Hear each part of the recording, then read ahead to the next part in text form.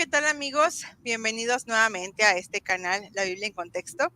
Mi nombre es Norma Lilia y el día de hoy tengo nuevamente de invitado aquí conmigo a mi amigo Emanuel Magno, el cual es filósofo y va a compartir con nosotros un tema bien interesante. ¿Cómo estás, Emma?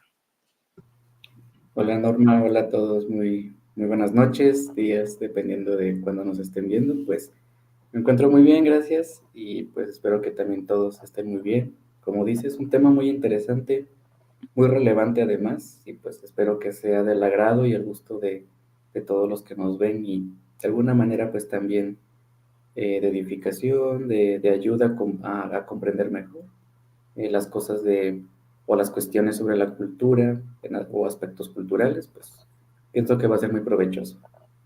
Gracias. Gracias a ti por aceptar esta invitación. Ya teníamos tiempo queriendo hacer un programa porque les cuento que tengo tiempo de conocer a Emma y es una persona bien, bien linda y a mí me gusta siempre tenerlo aquí porque me gusta pues la perspectiva que tiene de muchas cosas. Entonces, hablamos un poquito del tema y le dije, ¿sabes qué? Hay que hacerlo en el canal. De hecho, él también tenía esta intención y espero que a los que nos estén viendo ahorita en directo y en diferido les guste mucho porque les recuerdo que este video está siendo grabado en presencia de los miembros del canal. Entonces, si ustedes quieren participar en estas transmisiones en vivo que son exclusivas para los miembros, solamente tienen que darle clic al botón de unirse con una membresía, pues estarían accediendo no nada más a estas transmisiones, sino también al grupo de chat privado, donde compartimos temas, bromeamos, etcétera, y otros beneficios. Entonces, Emma, mira, déjame saludar a los miembros que ya están aquí. Está Pedrito, el profesor Pedro, hola a todos, espero que se encuentren bien. El profesor Pedro también es filósofo, entonces yo creo se van a entender. Aquí está Pía, también dice buenas noches a todos. Dice Tiberio, hola, listo para el live. También aquí está Aarón. Gracias por estar aquí, chicos. Espero que se vayan uniendo más. También quiero pedir disculpas por mi semblante, pero es que le estaba diciendo a Emma que ya tengo tiempo y bueno, ustedes lo saben los miembros porque ya se los dije en el chat, tengo tiempo arrastrando una enfermedad que no se me quiere quitar, entonces no estoy durmiendo bien porque tengo muchísima tos, es muy incómoda, entonces ahí disculpen el semblante. Bueno, vamos a dar comienzo con este tema y es el nacimiento, el surgimiento de las religiones incruentas. A ver, quiero que tú nos expliques, Emanuel, ¿a qué te refieres con esto de incruento? Sí, claro que sí. Pues yo entiendo por religión incruenta, eh, bueno, la puedo definir con su contraposición, las religiones cruentas o también, dicho de alguna manera más directa, como crueles, ¿no? En el sentido de que son religiones que en cierta manera abandonaron o superaron de alguna manera la visión clásica de las religiones primitivas en cuanto que se dedicaban más o su enfoque principal eran los sacrificios. O sea, que el sacrificio es una parte esencial de las religiones cruentas. Es una parte que es como el corazón o la columna vertebral de todo el sistema religioso primitivo o de alguna manera, mejor dicho, pues cruento. Entonces las religiones incruentas pues vienen a hacer esa superación al sacrificio, como el abandono a una visión más violenta para recaer en una visión de amor, misericordia, bondad, de empatía, etcétera. Entonces yo de esa manera entiendo las religiones de incruenta. Y Gracias, Emma. Bueno, si pudieron ver ahí en la imagen, chicos, yo puse esta escena, no sé si ahorita también Emma nos hable un poquito de eso, pero si no, pues yo ya me estoy adelantando, del sacrificio de Isaac, ¿no? En la Biblia, cuando vemos que él va a sacrificar a su hijo, lo detiene, según el relato, lo detiene Dios, lo detiene Yahvé, o lo tiene un ángel, hay algunas traducciones que lo tienen así, y le dicen, no, no lo sacrifiques. Sabemos que hay un trasfondo, ahí hablando de lo que es el estudio crítico de la Biblia y la historia de la religión del antiguo Israel, sabemos que hay un trasfondo, pero al menos en el relato así lo vemos, y vemos, yo le decía a Emma, no sé si sea precursor, al menos en la Biblia. Yo sé que hay más tradiciones religiosas donde vemos que se detiene esto de los sacrificios, ¿no? De parte de la misma divinidad, el detener los sacrificios por algo diferente. Aunque ahí vemos que pues, lo sustituyen por un cabrito, ¿verdad? Pero bueno, vamos a dejar que Emma nos haga su presentación. Ya saben que si quieren dejar las preguntas, en la medida de lo posible las hacemos y si no, pues al final de la presentación. Ok, chicos, gracias. Es que les decía que se escuchaba bien y dice que se escucha todo bien. Bueno, te dejo continuar, Emma. Sí, está muy bien. No sé si ya es posible ver la presentación. Sí. Sí, ahí está. Perfecto. Bueno, pues como digo, el tema es el origen o surgimiento de las religiones incruentas. Eh, yo he visto como un método pedagógico, como un método mejor para comprender mejor el tema, pues ir viendo pues la evolución que se va dando en cuanto a la relación del hombre con la divinidad o las divinidades, seres sobrenaturales, pues de acuerdo a lo que cada visión religiosa pues tenga, ¿no? De estos seres. Entonces, pues para poder comenzar con esto, pues primero tenemos que ver lo que son los intercambios divinos. Nosotros podemos ver, bueno, los que estudiamos la cultura, los que estudiamos historia del pensamiento, pues sabemos que la relación del hombre con los dioses o los seres sobrenaturales han tenido diferentes motivos, por diferentes cuestiones, diferentes emociones, motivaciones, pues el hombre siempre ha buscado cómo relacionarse con estos seres. Pero si algo tenemos que admitir es que hay un impulso sobresaliente entre todas las motivaciones, emociones que tenemos para relacionarnos con la divinidad. Y este impulso sobresaliente viene a ser el beneficio de algún tipo. O sea, nosotros de alguna manera, al final o en el fondo de toda relación que tenemos con los seres sobrenaturales, existe ese impulso de querer tener algún beneficio de parte de ellos. De hecho, una antropóloga que se llama Ruth Benedict dice que la religión, y aquí lo tengo, esta frase suya, la religión fue ante todo y sobre todo una técnica para alcanzar el éxito. Casi siempre los beneficios que se quieren obtener por parte de la relación con la divinidad son beneficios tangibles y terrenos. Es decir, nosotros vamos a ver en las súplicas, en las oraciones, en los rituales que la gente tiene hacia los dioses, vemos que tienen peticiones de salud, comida, prosperidad, éxito en las empresas, en los negocios, etcétera. O sea, siempre está ahí en el fondo como el conseguir un beneficio tangible de parte de la divinidad. Y uno puede pensar, bueno, pero no hay religiones o no hay adeptos que piden, por ejemplo, la inmortalidad, que piden, por ejemplo, la felicidad, el bienestar espiritual. Y puede que sí sea así.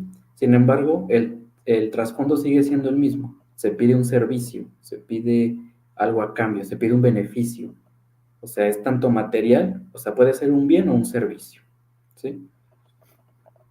Y tanto ha llegado así que podemos decir que el objetivo de estudio y el fin por el cual adquieren sabiduría los que se llaman especialistas eclesiásticos, que yo aquí la palabra eclesiástico la voy a utilizar de una manera, digamos, popular para que se pueda entender, por aquellas, es un adjetivo que voy a utilizar para referirme a los especialistas de la religión, no tanto en el sentido cristiano de la palabra, sino más bien en el sentido de la jerarquía, pues, o la clase dirigente de la religión. Bueno, dicho ese paréntesis, pues retomo lo que estaba diciendo. El objetivo del estudio y la sabiduría de los especialistas eclesiásticos, vemos que en el fondo siempre es buscar la satisfacción de estas necesidades que los adeptos a la religión tienen, ¿sí?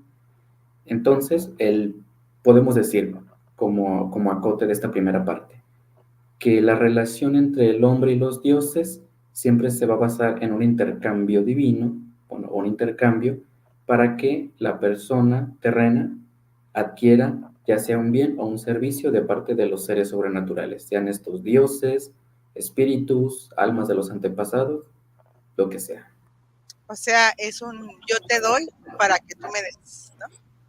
Sí, sí, de hecho hay una teoría antropológica que se le llama la teoría del don, en el que hay en la comunidad o en una relación personal, tú das algo, pero tú esperas algo a cambio. De hecho, también es un principio de la comunicación. Yo doy y recibo y así sucesivamente.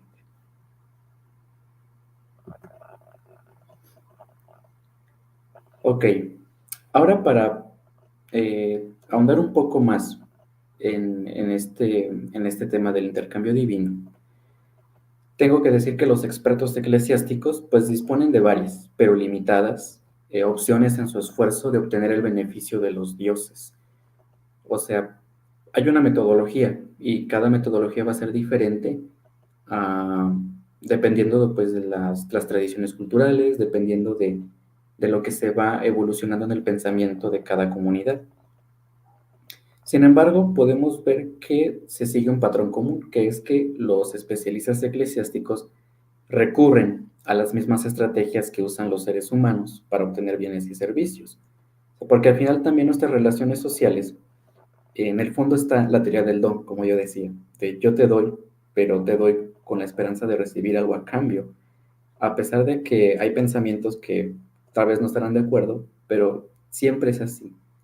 Cuando yo doy, siempre espero recibir algo. Cuando yo me comunico, yo espero recibir igualmente, eh, recibir información, ¿no?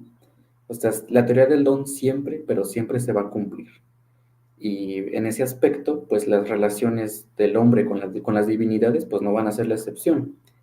Ahora, podemos decir que hay cuatro tipos de opciones que tienen los especialistas eclesiásticos para poder conseguir el favor de los dioses. La primera y que se me hace interesante, que creo que es hasta la menos común, son las tácticas agresivas y amenazantes. Yo aquí precisamente puse una imagen de unos indígenas Duwano de la isla de Dobu, que son unos indígenas que están en esta isla muy cercana a Australia.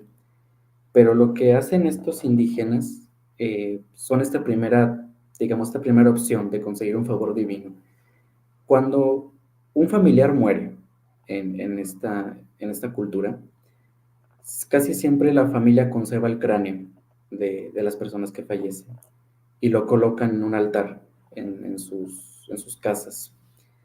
Y cuando, por ejemplo, un miembro de la familia cae enfermo, los miembros de la familia van ante el cráneo, que de alguna manera le llaman señor espíritu. Van ante el cráneo de su antepasado y de una forma amenazante le dicen, con que muera este hombre enfermo y no lo alivies, te vamos a echar de la casa y te vamos a aventar a los límites de la aldea que se usan para defecar. Entonces, de alguna manera, se utiliza como una técnica agresiva y amenazante para conseguir el favor divino. Y digo, es la menos común, creo que es la menos concurrente, no vemos casi siempre, o no vemos que se dé muy frecuente este tipo de conseguir un favor divino, ¿no? Por eso puse esta imagen, porque pues si se necesita un ejemplo muy claro, pues vienen a ser los Doguano. Bueno, otra forma de intentar conseguir el favor divino es el intercambio de bienes y servicios. O sea, así como nosotros en los negocios decimos, ¿sabes qué? Tú tienes algo que yo necesito. Por ejemplo, si yo voy con el vecino y el vecino tiene unas herramientas que yo necesito o que me sirven a mí para reparar algo de mi casa, voy con el vecino y le digo, oye vecino, ¿me puedes prestar tus herramientas? Y si quieres yo a cambio, no sé, reparo algo que tú tengas en tu casa. O sea, te doy un servicio. Entonces, de esta misma manera, se aplica con los dioses, diciendo, ¿sabes qué, divinidad? Eh, Tú tienes algo que yo quiero y tal vez yo también puedo tener algo que tú quieres. Entonces, pues hacemos un negocio. Yo te doy, tú me das. Creo que es la forma hasta más directa que se tiene en las formas religiosas, pues de conseguir un beneficio de parte de la divinidad.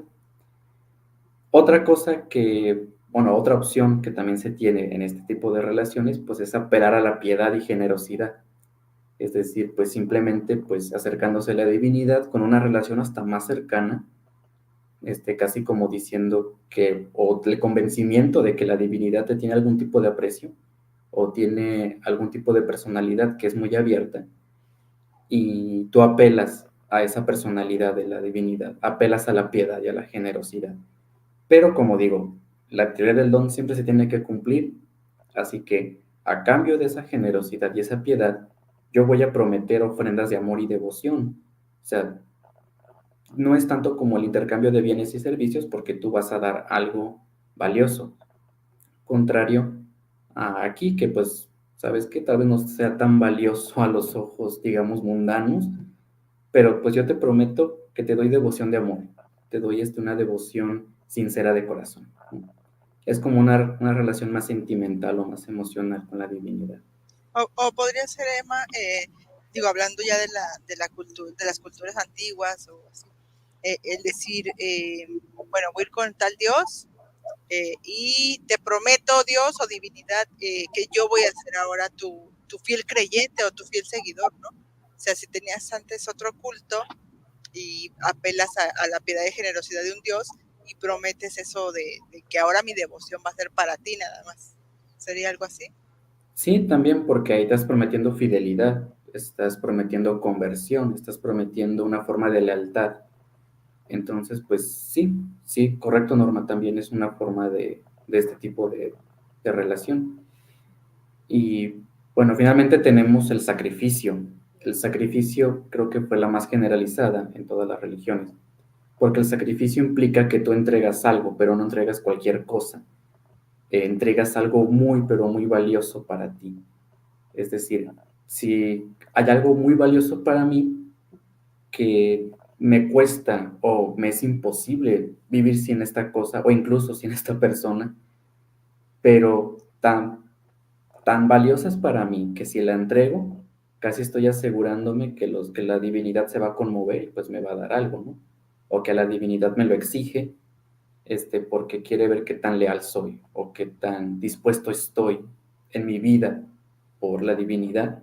Entonces el sacrificio implica algo todavía más, digamos, más fuerte, porque estás entregando algo que es muy valioso, estás entregando algo que es muy, digamos, muy importante para ti.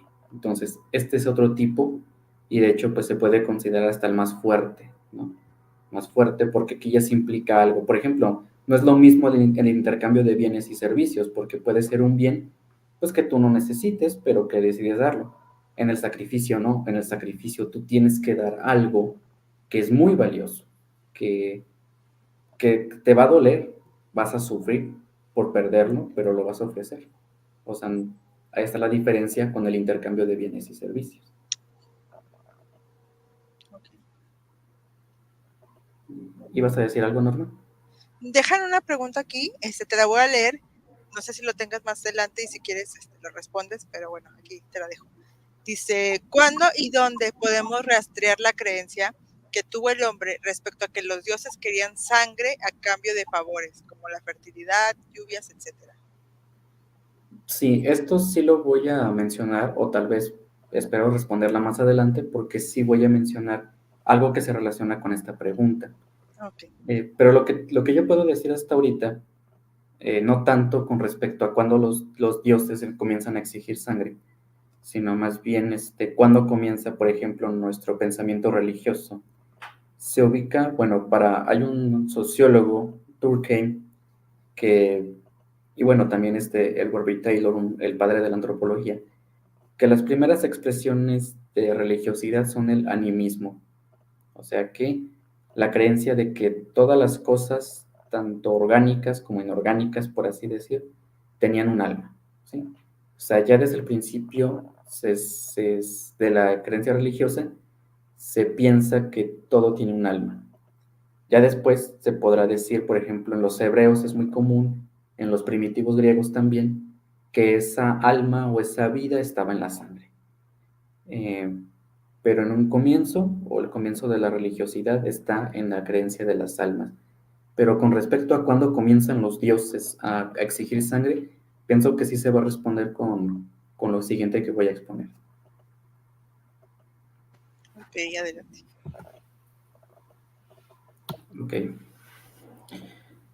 Bueno, como decía, el sacrificio de alguna manera se generalizó, pero antes del sacrificio, el enfoque más apropiado que se tuvo para conseguir el favor de los dioses fue el intercambio de bienes y servicios. Ese digamos que fue el antecedente que va a dar pie luego al sacrificio. Pero cuando hablamos del intercambio de bienes y servicios, está una presuposición, o sea, uno ya está presuponiendo algo. ¿Y qué está presuponiendo? Pues que los hombres poseen algo que a los dioses les interesa. O sea, si yo voy a hacer un intercambio, pues obviamente no voy a hacer cualquier intercambio, sino que tengo que dar algo que le va a interesar a la otra persona. Y en este caso, si yo decido relacionarme con los dioses o las divinidades con este enfoque de intercambio, pues es porque estoy presuponiendo que yo tengo algo que le interesa a los dioses. ¿Pero qué va a ser eso? Bueno, la respuesta que dan los antropólogos es que lo más apreciado por los hombres es también lo más apreciado por los dioses.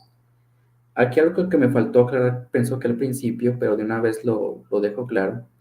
Yo para llevar a cabo esta exposición estoy tomando un enfoque de la antropología cultural que se le llama materialismo cultural, el cual es un enfoque antropológico que explica los fenómenos culturales a partir de las condiciones materiales y ecológicas a las que está sujeta una cultura o una comunidad. Bueno, dicho lo siguiente, pues a partir de este enfoque, pues se dice entonces que lo más apreciado por los hombres es lo más apreciado por los dioses. ¿Y qué cosas van a ser, pues, este tipo de cosas apreciadas? Pues la comida y la bebida, porque son necesarios para la supervivencia humana. Entonces, sin estos elementos, pues no hay vida. Y si no hay vida, pues entonces estás perdiendo algo muy valioso. Bueno, todo, por así decir. Entonces, la comida y la bebida van a ser los primeros en la lista en los intereses de los dioses, porque son los primeros en la lista de los intereses de los seres humanos. Por lo tanto, se puede decir que los dioses y los hombres están enredados en un ciclo alimentario, en el que el hombre va a necesitar de los dioses para que se alimente, porque son las necesidades básicas de la vida, pero a la vez que yo dependo de los dioses para comer, ellos también van a depender de mí para alimentarse. De hecho, hay algunos mitos de origen que dicen precisamente que los dioses crearon a los seres humanos pues para que los alimentaran o para que les dieran este tipo de cosas. O sea, para algunos mitos de origen antropológico, el hombre es creado precisamente con el propósito de alimentar a los dioses. Ese va a ser el propósito de vida. Y esto me va a dar pie para lo siguiente, que ya estamos entrando en la zona del sacrificio,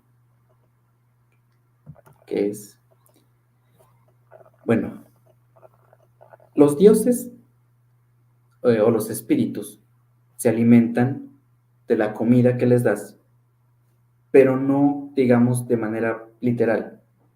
O sea, porque obviamente la gente que veía que las ofrendas que daban a los dioses, pues obviamente veían que la comida se echaba a perder, veían que pues la comida pues se pudría.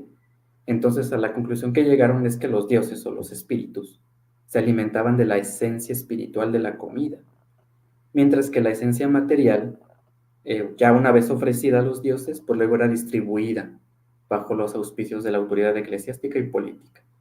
O sea, quienes se encargaban de administrar o de organizar las ofrendas eran la autoridad eclesiástica o religiosa y la política. Aquí pienso que se va a ir respondiendo la pregunta que me hicieron de cuándo comienzan los dioses a exigir la sangre o la vida a cambio de los servicios. Pues precisamente cuando las primeras comunidades de seres humanos comienzan a pasar de jefaturas al Estado como tal. O sea, en una comunidad de jefatura, las comunidades se organizan de manera que no hay como alguien superior. A lo mucho hay cabecillas o hay jefes, hay líderes, pero nunca alguien como tal superior, sino que hay alguien que tiene más experiencia, que tiene más conocimiento y que va a organizar las actividades de la comunidad. Que después esta persona cabecilla en una evolución cultural, va a ser la encargada también de organizar la distribución de los bienes que han conseguido, que han recolectado o cazado. La va a distribuir. Pero va a haber un paso de jerarquización de las relaciones entre la minoría gobernante y la gente del común, ¿sí? Entonces, esas ofrendas que antes se daban a los dioses y que los cabecillas se encargaban de distribuir, van a pasar de ser ofrendas a donaciones obligatorias, impuestos. O sea, ese proceso de jerarquización, los cabecillas ahora se van a convertir, digamos, pues sí, en jefes políticos, en autoridades ya superiores al resto del pueblo común. Entonces, como ya se convierten en digamos, diferente estatus, los jefes de Estado ya no van a exigir ofrendas, sino que van a exigir donaciones obligatorias para acumular todas aquellas ofrendas y poder distribuirlas. O sea, ya no van a ser líderes, van a ser jefes, porque ya van a exigir el pago de tributo, de impuesto, para que así comience a ser distribuido, ¿sí? ¿Y de qué manera digo que contesta la pregunta que se me hacen? Pues, ¿cuándo van a comenzar los dioses a exigir la sangre pues sí, la vida de, ya sea de animales o de personas, como veremos también? Pues desde el momento en que los gobernantes comienzan a exigir también, pues el pago en carne, el pago en vida, pues, ¿sí? Que de hecho esto me lleva a lo siguiente, las ofrendas de carne, ¿sí? Eh, la carne ocupa un lugar preeminente en el ciclo de intercambio alimentario que une a los hombres con el mundo espiritual, ¿sí? Porque si partimos del principio que di, de que los dioses y los seres humanos aprecian las mismas cosas, entonces, y si la carne es precisamente uno de los alimentos que más son deseados por el ser humano, porque es el alimento que da más proteína, que da más beneficios nutritivos, a diferencia de otros alimentos, al hombre, pues entonces también los dioses lo van a desear. Aquí no está despegado este principio. Lo que los seres humanos desean y aprecian sobre todas las cosas, pues también lo van a desear los dioses, ¿sí? Ahí va a ser el principio de intercambio. Entonces, aquí podemos ver que la evolución de las jerarquías políticas van a estar de la mano también con la evolución de las jerarquías religiosas, porque si son los jefes de Estado los que se van a encargar de distribuir los bienes que han recolectado como impuestos, pues, y la relación con la divinidad se basa en el intercambio de bienes, y uno de esos intercambios más, digamos, deseables o prestigiosos es la carne. Entonces también la jerarquía eclesiástica que se encarga de ser intermediaria entre los dioses va a tener una unión con el poder político, ¿sí? Entonces el sacrificio de animales y el ritual religioso van a fusionarse ya en este proceso de jerarquización. Nosotros podemos ver la importancia del sacrificio ritual en el consumo de carne, en que, por ejemplo, en algunas tribus de África Oriental, por ejemplo, aquí yo puse una imagen de la tribu Masái, que está haciendo un sacrificio. Lo que ellos hacen es que solamente comen carne cuando es sacrificada. O sea, el consumo de carne únicamente es cuando es sacrificada por los, digamos, jerarcas eclesiásticos. Y no se hace en cualquier momento, no es que alguien de la comunidad diga, ¿sabes qué? Tengo hambre y vamos a sacrificar, no. Sino que únicamente se consume carne en ocasiones especiales, ¿sí? Que implica la redistribución de la carne a toda la comunidad, a toda la gente que pertenece a la comunidad. Eso, de hecho, yo pienso que hasta tú, Norma, me lo vas a saber decir mejor que yo. Pero en Israel también pasaba esto, que no se podía comer carne cuando uno quisiera, sino que únicamente se comía carne en momentos especiales, en los sacrificios, ya sea en las bodas, ya sea en el paso de transición de la juventud a la hombría, en los rituales de iniciación, en los nacimientos, etc. Únicamente ahí se podía consumir carne, y únicamente la carne que era sacrificada. Sí, de hecho, te lo iba a comentar eso, porque a veces vemos en la Biblia, sobre todo en la Torá, de cuando se hacen las órdenes de sacrificios, y yo una vez estuve pensando, oye, es que se sacrificaban tantos corderos, tantas vacas, diariamente, o sea, ¿qué hacían con toda esa comida? Y según los expertos, vemos es una exageración lo que se escribe allí. Sí había sacrificios, pero era una exageración, ¿no? Entonces, los pocos sacrificios que había se repartía. De hecho, ahí mismo en la Torah lo dice, o sea, tú llevas tu sacrificio de acción de gracias y una parte es para ti y una parte es para el sacerdocio, y ese día tú comes incluso en el tabernáculo, en el templo, con tu familia, y ya después te puedes ir. Había otros sacrificios que sí se tenían que consumir completos, como era el holocausto, esos sí no se podían comer. Pero a veces tenemos esta idea de que se hacían estos sacrificios que son demasiados los que se ven ahí en la Torah. Y también de acuerdo a lo que vemos en tiempos posteriores a los supuestos de Moisés, vemos que el sacrificio, como dices tú, o más bien estudiando el contexto social, vemos que el consumo de carne era muy limitado, como tú mencionas, nada más era cuando tú hacías un sacrificio y para eso tenías que ir a peregrinar a Jerusalén para que fuese sacrificada y comieras esa comida especial, pero realmente solamente la gente de dinero comía carne roja, me refiero así a cordero, a res. La mayoría de las personas comían pescado, pan y hasta ahí. Por eso las fiestas estas como la que se acerca de Pesaj, donde se hacían sacrificios de comer carne, eran muy especiales, no nada más por todo el simbolismo religioso, sino también porque era algo rico, ¿no? Para ellos, algo sabroso. Sí, por lo que decía, es lo más apreciable, lo más deseable en cuestión de alimentos. Obviamente que los dioses también, por ejemplo, o Dios, pero que los dioses también les gustaban las comidas vegetales, las bebidas, sobre todo embriagantes, pero la carne era algo muy especial, era algo muy, muy, digamos, pues sí, que pues sobre todas las demás cosas que hay para alimentarse, pues es la mejor. Que yo no sé, es casi más interpretación mía que exégesis, pero pienso que precisamente eso también se refiere, pues cuando Caín y Abel hacen sus ofrendas a Dios, que Dios prefirió la ofrenda de Abel, porque era carne, a, a- a los vegetales de Caín, ¿no? Porque precisamente pues era lo que más A nadie le gustan las verduras. a nadie.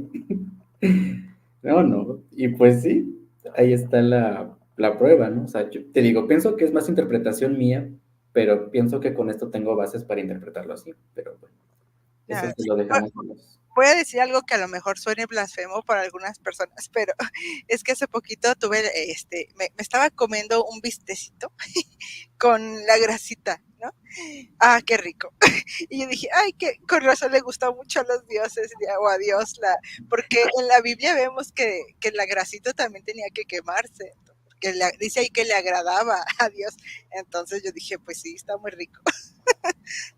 Sí, de hecho, algo así también voy a mencionar porque también cuando se habla que Noé salió del arca y ofreció los sacrificios y que le llegó el olor grato a Dios, pero eso lo vamos a ver un poquito más adelante.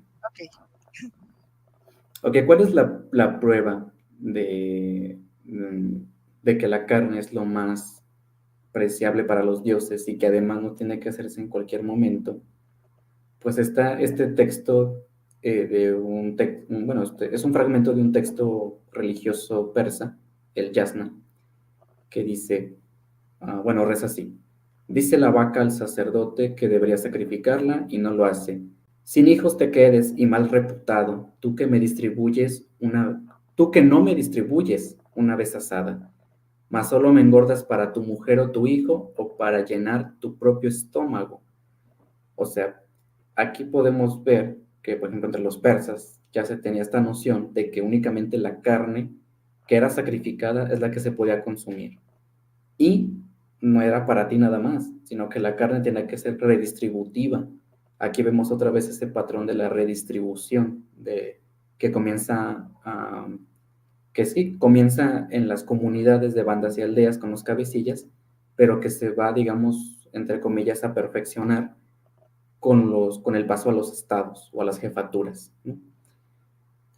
Otra cosa o otro caso que también respalda este hecho es que, por ejemplo, en las tumbas védicas, o sea, en la India, en los grabados de las tumbas védicas muestran este mismo patrón en los sacrificios de los brahmanes. Los brahmanes eran la casta sacerdotal de la India, del hinduismo, pues, que esto no lo sabe mucha gente, pero en un principio los indios, bueno, o los antecesores de los indios, los Vedas, sí comían carne de vaca. O sea, hoy en día, bueno, después ya se hizo un tabú el comer carne de vaca porque era considerada sagrada, pero en un comienzo sí la comían. Y los que se encargaban obviamente de hacer el sacrificio de las vacas eran los brahmanes. Y únicamente se hacían cuando eran días especiales, en los rituales, y obviamente la carne tenía que ser distribuida en la comunidad. Otro hecho son en la Europa celta, con los celtas, o sea, los druidas, que vienen a ser como los sacerdotes o la jerarquía eclesiástica entre los celtas, pues sacrificaban sobre todo ganado vacuno y caballos, y se acompañaba con plegarias de petición. O sea, aquí vemos otra vez ese intercambio divino. Yo ofrezco algo esperando otra cosa a cambio. O sea, se hace el sacrificio, pero con la plegaria de petición. Ya sea las lluvias, ya sea las cosechas, ya sea éxito en la casa, etc. Pero posteriormente que los druidas hacían el sacrificio del ganado y las plegarias, la carne que ofrecían luego era distribuida entre la comunidad celta. Entonces vemos ese mismo patrón, que todo el sacrificio que se hacía o todas las ofrendas de carne siempre terminaban en la distribución de la comunidad. Dejan una pregunta, dice Tiberio. ¿Hubo un cambio del sacrificio humano a sacrificio de animales o ambos sacrificios existían en paralelo de diferentes en las diferentes latitudes del mundo? A eso voy, precisamente voy a eso, pero puedo contestar que ambas fueron, digamos, coexistieron. Okay. Pero voy a profundizarlo más adelante. Mientras tanto, puedo decir que fueron ambas. Gracias. Bueno, en el caso del Antiguo Testamento, es algo que tú ya comentabas, Norma. Los que se encargaban de los sacrificios y de la distribución de la carne eran los levitas, que según el Éxodo, bueno, según la Torah, pues son los descendientes de Aarón. Y precisamente hay algo interesante, que en el Levítico se da una descripción detallada de cómo realizar los sacrificios. O sea, cuándo, por quiénes, en dónde, de qué manera, e incluso también las víctimas, o sea, las ofrendas, o sea, cómo tenían que ser los animales, de qué color incluso a veces, de qué tamaño, de qué edad, de qué sexo, etc. Sabemos que era muy selectivo, o sea, no era un proceso descuidado, sino que era muy selectivo porque se tenía que dar lo mejor de lo mejor de la carne. Entonces, sí eran muy selectivos. Los israelitas y en general todas las culturas que hacían sacrificios eran muy selectivos con sus víctimas, porque al final, a pesar, bueno, obviamente que lo importante para ellos pues era la ofrenda a los dioses, pero al final, pues esa carne como material pues no iba para los dioses, iba para el pueblo, ¿sí? Bueno, según números... Para los sacerdotes, que eran los que ponían las reglas. Para los sacerdotes. Bueno, podemos ver algo interesante, que tiene que ver algo con con las cantidades de sacrificios que tú mencionabas, ¿no? Según Números capítulo 7, cuando se hace la dedicación del primer tabernáculo, o sea, cuando los israelitas todavía no estaban asentados, pues, en la tierra prometida, sino cuando deambulaban por el desierto, cuando eran, digamos, nómadas, los sacrificios, según Número 7, ya pues comentamos que posiblemente pues han de estar no tan exactas, pero interesantemente, en Número 7, cuando se habla de la dedicación del primer tabernáculo, cuando los israelitas eran nómadas, se dice que se sacrificaron 36 bueyes, 144 carneros y corderos, y 72 machos cabríos y corderos primales, o sea, Vemos que esta es la cantidad que se ofreció en sacrificio de animales cuando los israelitas eran nómadas. Pero pasa algo interesante, que cuando los israelitas pasan de jefaturas semipastoriles a estados ya sedentarios, o sea, cuando pasan, digamos, de nómadas a sedentarios, aumentó también la importancia de ofrendas animales. Todos sabemos lo que pasa cuando una cultura se asienta en un lugar. Pues va a crecer la población, va a crecer la demografía. Y curiosamente, también números, no, perdón, en el libro de los reyes se nos dice que el rey Salomón llegó a hacer sacrificios de 22,000 bueyes y 120,000 corderos como ofrenda de paz. Como tú decías, al contrario de las ofrendas de holocausto o los holocaustos que se quemaba todo el animal, las ofrendas de paz, al contrario, una vez que se sacrificaba el animal, se degollaba, la carne se ponía pues, en un recipiente y luego se esparcía por el altar. Luego la carne era distribuida. De hecho, me hace recordar también a un pasaje del libro de Samuel que dice que David sacrificó también una cantidad enorme de animales y que lo distribuyó junto con un pan de pasas. Y, y bueno, es curioso este hecho de que precisamente cuando ya es la sedentación o los estados sedentarios, que es cuando obviamente crece la población, pues curiosamente también crece la importancia de las ofrendas animales. Como tú mencionabas, posiblemente las cifras estén exageradas, pero es obviamente que, o es notorio, y muy posiblemente que el aumento de sacrificios, pues sí se dio. O sea, tal vez no esta cantidad bárbara de sacrificios, pero obviamente sí se ve que los israelitas o los escritores de los libros sagrados, pues sí vieron o dieron a entender que hubo un aumento de sacrificios de cuando eran nómadas a sedentarios. Así es. Nada más quiero hacer aquí un anuncio, bueno, un comercial. Ahorita que mencionan lo de las tortas de pasas, a lo mejor muchos de los que son nuevos en el canal, tanto miembros como seguidores, no saben, pero yo tengo unos videos sobre recetas bíblicas, porque a mí este tema me apasionaba, me apasiona todavía mucho, me parece súper interesante. Y tengo un video sobre estas tortas de pasas. Entonces, para que luego vayan y lo vean y se hagan unas tortas bíblicas en su casa. Continúa, Emma. Sí, gracias Norma, pues para ver también tus recetas, porque se antoja, se antoja. Fíjate que se idealiza mucho, ¿eh? Yo cuando comencé a estudiar sobre esto, porque quiero que sepan que eso lo aprendí en un curso que tomé de arqueología bíblica y nos dieron esta sección de alimentación bíblica. Y yo me puse a investigar sobre esta arqueóloga culinaria que se llama Toba Dickstein.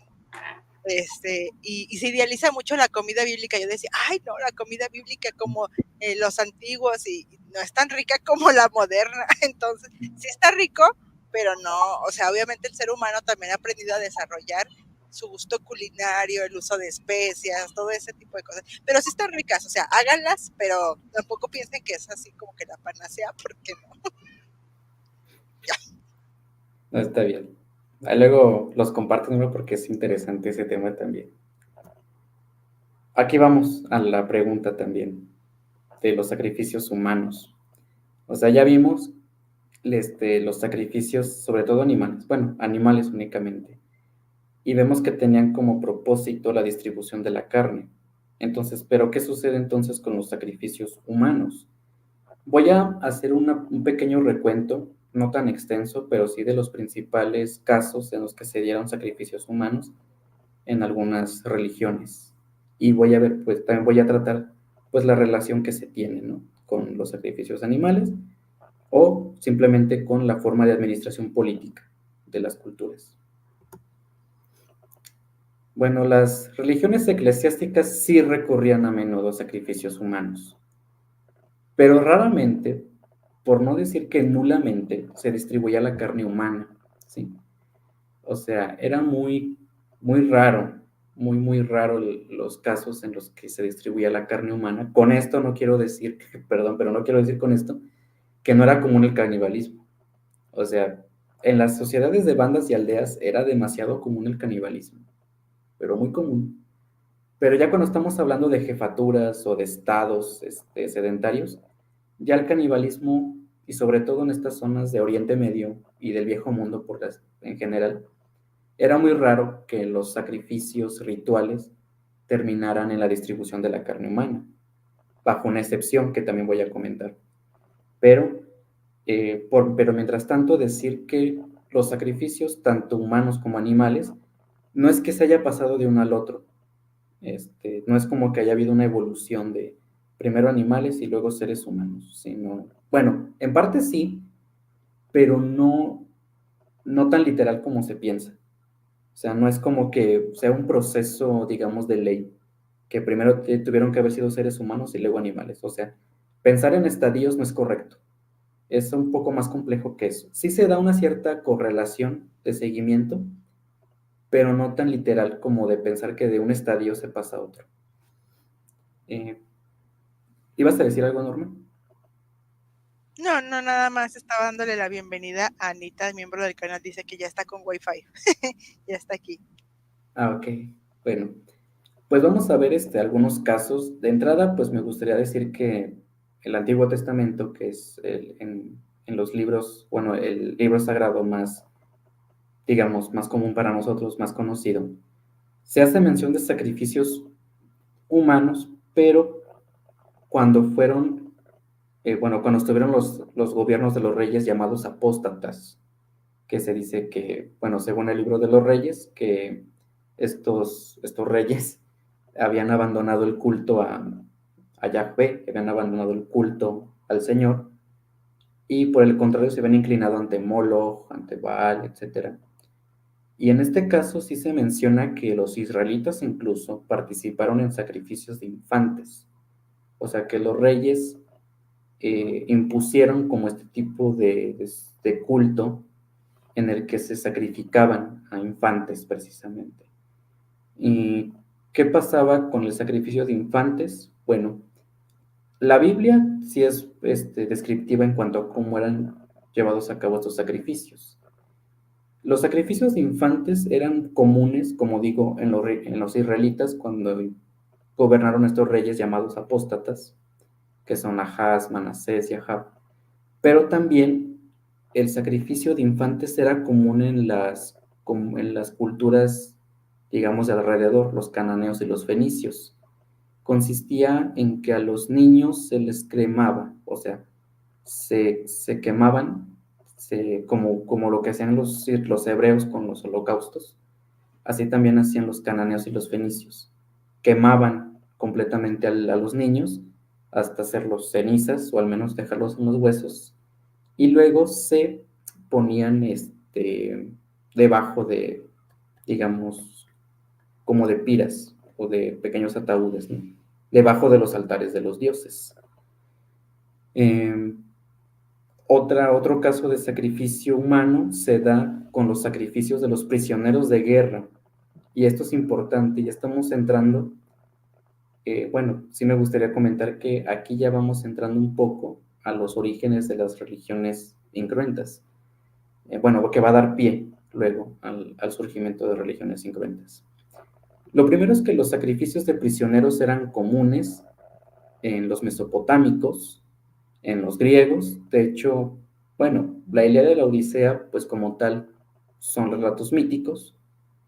Pueden que estén basados en hechos reales, puede que no, pero al menos sí es algo importante destacar que se menciona que Aquiles, cuando fallece Patroclo, que, bueno, no está muy claro qué relación tenía Patroclo y Aquiles. Yo me inclino a pensar que sí eran amantes, pero bueno. Cuando Patroclo fallece, Aquiles, bueno, se dice en la Ilíada que Aquiles ofreció en sacrificio a 12 prisioneros troyanos de guerra. O sea, ofreció un sacrificio humano a 12 troyanos que había capturado en el funeral de Patroclo. Y también se menciona que Temístocles, cuando fue la guerra, bueno, cuando él lideró la guerra de los griegos contra los persas, él ofreció en sacrificio a 3 prisioneros persas, precisamente. Ofreció un sacrificio a 3 prisioneros para asegurar la victoria. Entre los romanos también llegó a darse ese caso, de los, pues de los sacrificios de prisioneros entre los escitas y los druidas. Los druidas hacían algo curioso, un poco sanguinario, pero curioso, que cuando los celtas tenían sus guerras con los poblados cercanos y capturaban prisioneros de guerra, la forma de sacrificio eran dos: o los quemaban en una hoguera, o los druidas los degollaban o los mataban, pues de cualquier forma con el cuchillo, y luego les extraían las entrañas. Y de acuerdo a la posición de las entrañas que tenían los prisioneros de guerra después del dolor, se daba la adivinación. O sea, los druidas practicaban la adivinación a partir de la extracción de las entrañas de los prisioneros de guerra.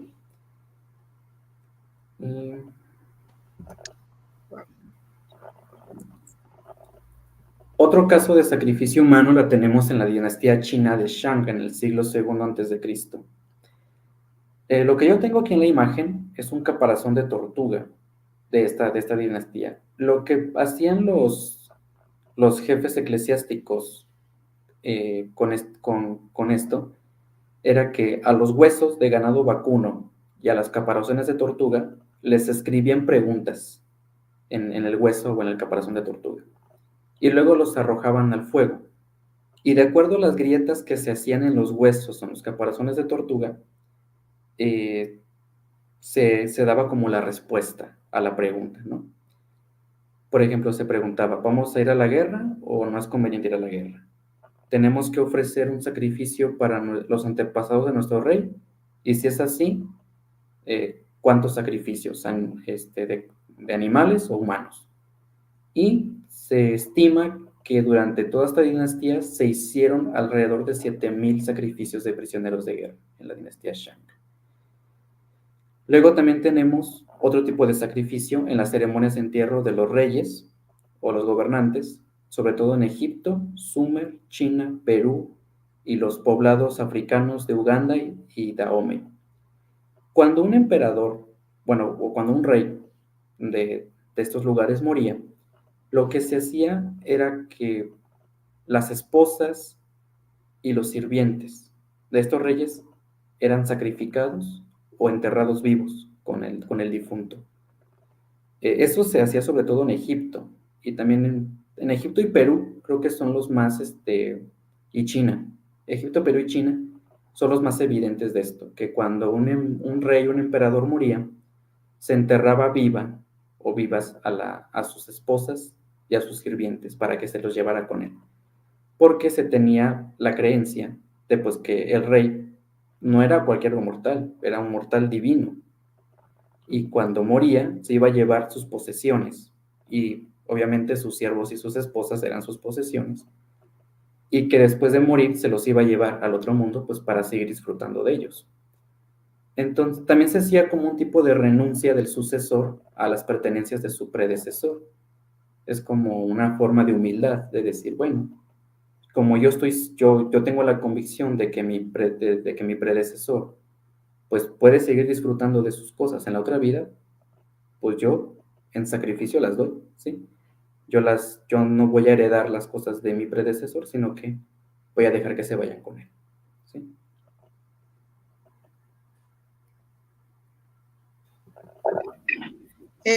Quiero nada más decir como dato curioso que hace poco, bueno, no hace poco, relativamente poco no, pero hace tiempo relativamente, compartí en la página sobre un hallazgo que se dio en Egipto. Realmente ahorita no me acuerdo bien la zona, donde habían encontrado muchas manos derechas,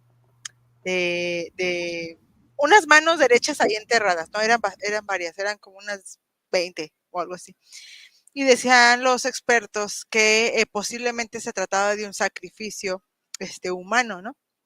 O una ofrenda a los dioses por haber ganado una guerra, que ya tenían muchas pinturas donde se veía como en una guerra a los prisioneros de guerra les cortaban las manos, pero nunca habían encontrado evidencia física, o sea, de manos enterradas. Y también eso me parecía muy curioso, ¿no? O sea, se las cortaron y después los mataban. Y esa era la ofrenda, las manos derechas de estas personas. Eso, nada más también como dato curioso, viendo hacia el pasado, Y respecto a lo que decías de la Biblia, de los hebreos que mataban a los hijos o sacrificaban a los bebés, también adultos, lo vemos también ahí en la Biblia como hubo quien sacrificó a sus hijos, no necesariamente bebés, sino que simplemente era entregar como que tu primogénito era como lo máximo, así ya fuera adulto o no, es como dices tú, lo más preciado y se entregaba para ganar una guerra o para quedar bien con los dioses, pero se hacía. Sí, correcto. Bueno, infantes, pero también hijos no tan infantes. De hecho, también eso cuando habla el éxodo de los primogénitos, ¿no? Que mucha gente piensa que los primogénitos son niños cuando pues no necesariamente, sino únicamente el primer hijo de la familia. De cada familia, así es. Bueno, yo había mencionado que era muy raro que cuando se hacían sacrificios humanos, luego la carne humana se distribuía en los sacrificios. Y la razón de esto es siguiendo el mismo principio. Los dioses aman o aborrecen lo que los hombres aman o aborrecen. Y la razón o la explicación de por qué la carne humana no era distribuida en los sacrificios humanos, pues tenía que deberse también una explicación de por qué los seres humanos que ofrecían estos sacrificios no consumían la carne, ¿no? Podemos decir que hay dos tipos de sociedades. Bueno, lo podemos decir de una manera básica o para entender. Hay más tipos de sociedades, pero pues para que se pueda entender mejor lo que quiero explicar, digamos que existen dos. Las sociedades políticamente avanzadas y las sociedades organizadas en bandas y aldeas. Esta distinción de tipos de sociedades va a ser crucial para poder entender por qué razón no había el consumo de carne humana en los sacrificios humanos.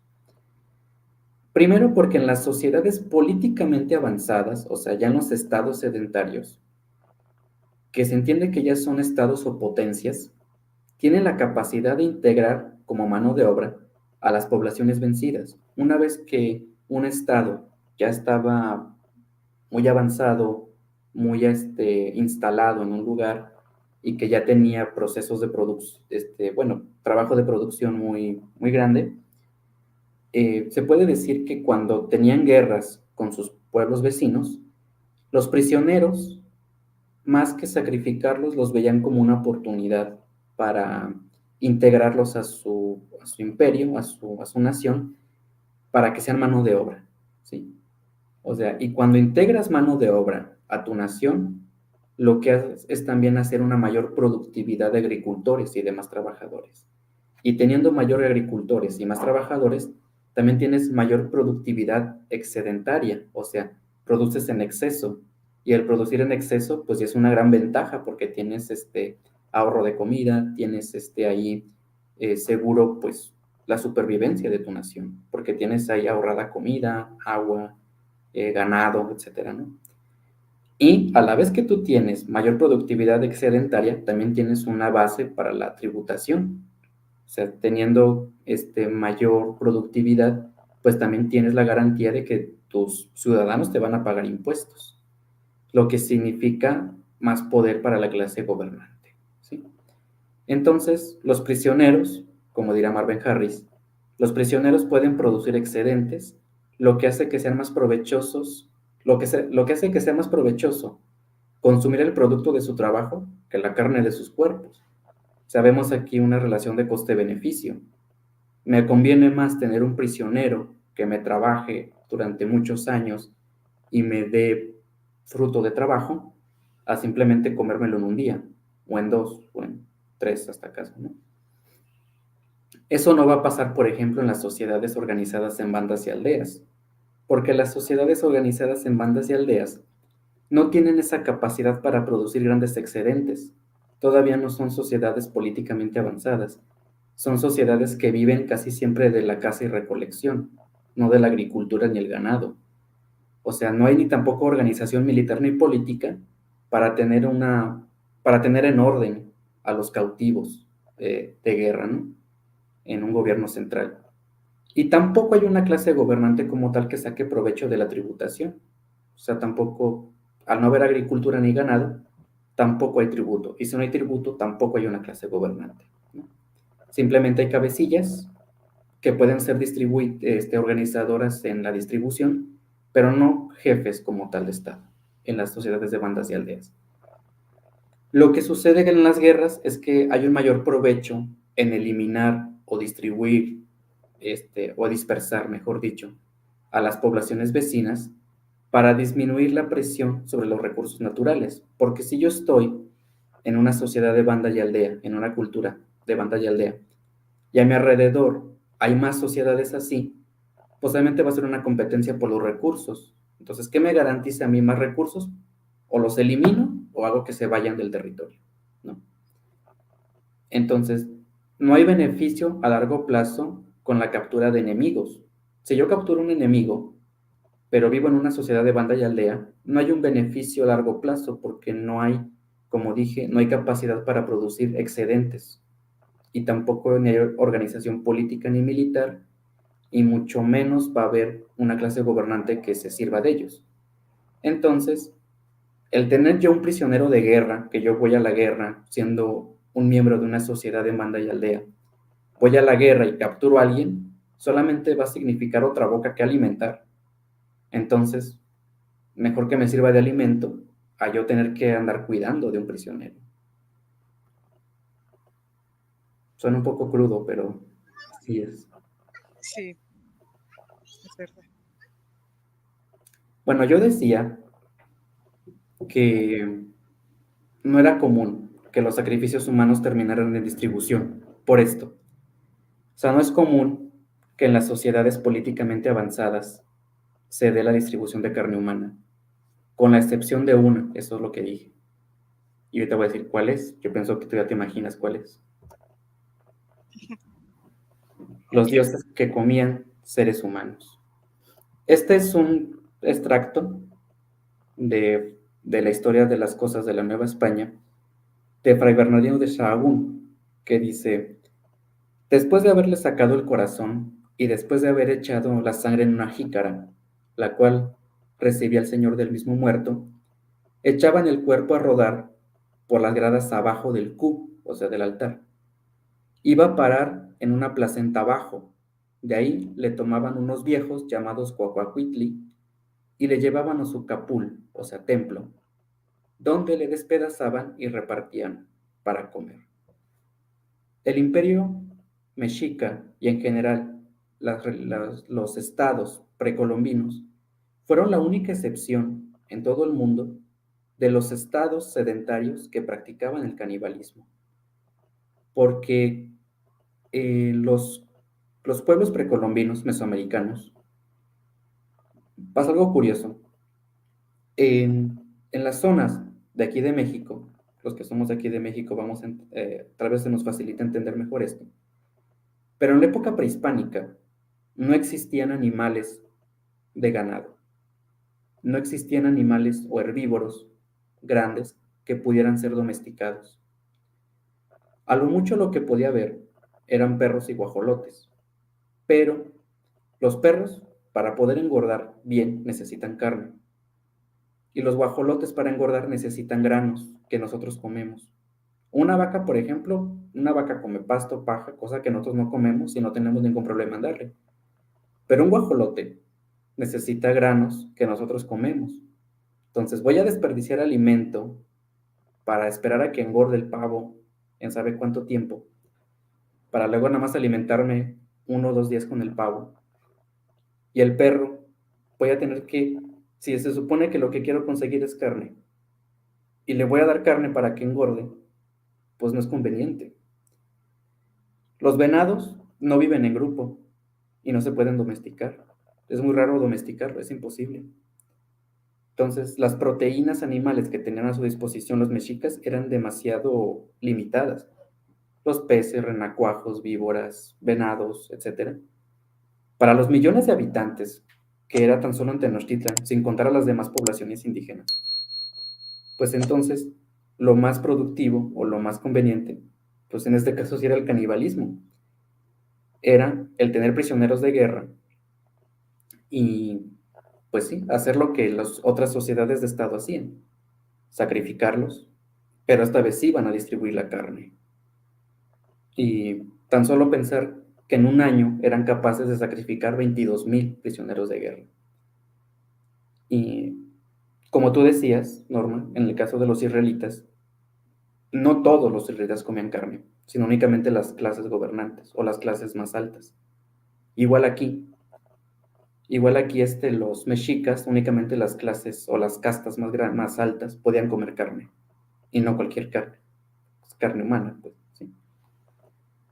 Oye, Emma, hace poco estaba leyendo sobre esta cuestión del revisionismo histórico, que hacían una crítica a todo esto que se ha manejado de aquí, de las culturas prehispánicas, y decían que, por ejemplo, esto del canibalismo sí sucedía, porque creo que es imposible negarlo, hay mucha evidencia, pero que era también como en ocasiones muy especiales, o sea, no era algo común, sino que era de una forma ritual y no habitual.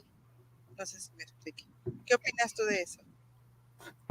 Honestamente, yo no soy tan partidario del revisionismo histórico, Okay. porque precisamente lo que tú mencionas trata de disminuir la realidad, que no era muy común, obviamente, porque hemos visto que no era que casi siempre estuvieran las culturas pues sacrificando ya sea animales o personas para comer. Como yo mencionaba, la carne se comía en estos tiempos únicamente en ocasiones especiales. En el caso de los mexicas, bueno, las culturas mesoamericanas, que no era común, bueno, puedo entender que no era siempre porque ya hemos visto que la carne no se comía todos los días, bueno, más bien no cuando a alguien se le antojaba, sino únicamente cuando eran ocasiones especiales. Ahí lo puedo entender que no sea común. Pero negar que fueron demasiados, o sea, tan solo hace como 4 años se hicieron excavaciones en lo que ahora es en Ciudad de México el Templo Mayor. Y se han encontrado osamentas a montones de niños, jóvenes en este templo. Como para pensar que no era tan común, o sea, hombre. También tenemos pues, los testimonios de Fray Bernardino, de Diego Durán, de Bernardino del Castillo, del mismo Cortés, que mencionan acerca del Zompantli, o sea, de los cráneos que estaban ensartados en él. Algunos han contado que son 60,000, o sea, de 5 cifras no baja, ¿sí? De 5 cifras no baja la cantidad de cráneos que vieron. Entonces, es completamente, digamos, evidente que sí se hacían los sacrificios y para este propósito que estoy mencionando. Y más por las razones que he dicho. En los territorios que hoy es México, en el tiempo prehispánico, no era común o no eran tan variadas las opciones de carne o de alimento de origen animal que tenían los mesoamericanos. Eran muy escasas. Lo único que les quedaba era esto, el sacrificio humano. Por eso digo que estas son las culturas en toda su excepción que han sido estados sedentarios que han practicado el canibalismo. Y lo contrasto con los incas. Los incas no existía esto, porque ellos sí tenían animales o herbívoros domesticados. Las llamas, los cuis, estos animales son completamente domesticables, como una vaca. Y fíjate que en Perú, los incas, no se dio esto, el canibalismo, porque acá en México sí, por esto. Bueno, nada más para decir. Qué cosas, ¿no? De ahí surgió el pozole. Hay que sugerir pozole. Pues ahora sí vamos a lo que nos truje la chencha. Las religiones incruentas, ¿sí? Va a ser rápido y yo pienso que ya di las bases para saber, bueno, cómo es que surgen estas religiones incruentas. En el milenio anterior al nacimiento de Cristo, pues van surgiendo líderes carismáticos entre el Mediterráneo y el Ganges, o sea, la India, que comienzan a desafiar los rituales sacrificatorios antiguos y fueron fundando filosofías y religiones que se basaban tanto en el amor como en la misericordia, ¿sí? Los dioses de estas religiones ya no van a exigir vida, ya no van a exigir carne, van a exigir una vida de buenas obras, amor y bondad hacia el otro, la protección del pobre y del débil y el control de las apetencias egoístas. Después de esto, después de esta exigencia de los dioses, ya una vida moral o una vida ética, se prometen recompensas, pero no en esta vida, sino en la futura, ¿sí? De hecho, ya mencionaba yo acerca de, en esta diapositiva, de las sociedades políticamente avanzadas. Aquí vamos a tener ya los atisbos del comienzo de las religiones incruentas, que se van a basar en el amor y la misericordia. Pero ahorita lo voy a retomar. Vamos a ver las principales religiones incruentas que han existido en la historia.